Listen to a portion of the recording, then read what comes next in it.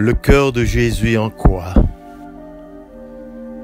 Mes amis, nous avons l'habitude de regarder du dehors le Christ en quoi, comme pouvait le faire n'importe quel spectateur du crucifixion.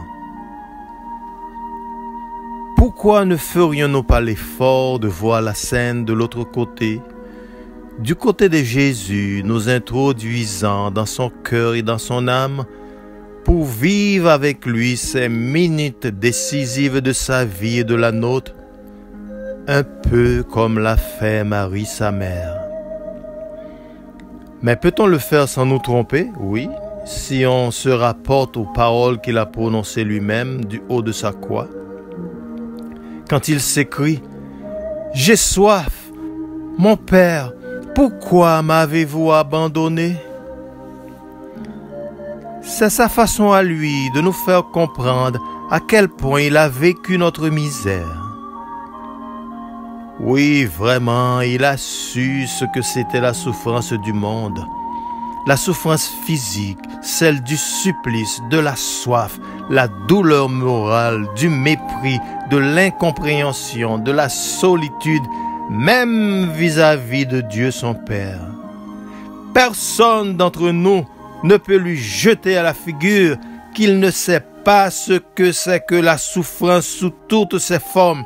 Il s'est fait vraiment l'un de nous, l'un des plus éprouvés, et c'est d'abord ce message qu'il lance à ses frères du haut de la croix. Mais il y a plus. Il a vu le mal du monde, la souffrance des innocents, l'acharnement de toute la cruauté dont le monde est capable, la haine gratuite. Il a vu tout cela dans une vision panoramique.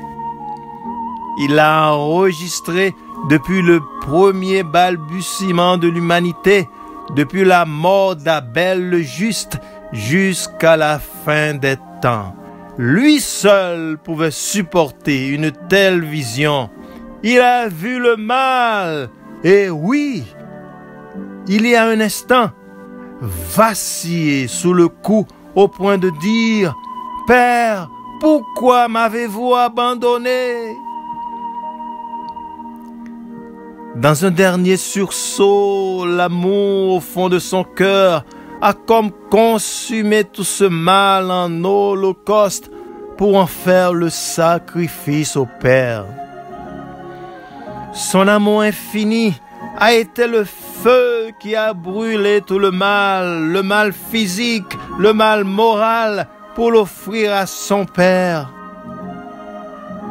Dans un élan proprement incroyable, il a rassemblé ses dernières forces pour crier « Père, entre vos mains, je remets ma vie !»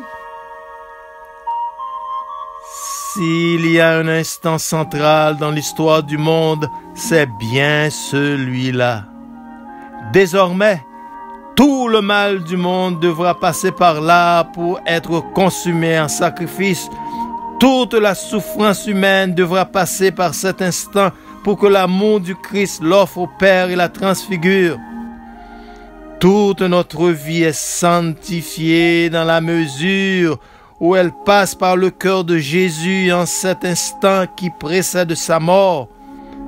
Et c'est ce qui garantit l'unité du monde nouveau.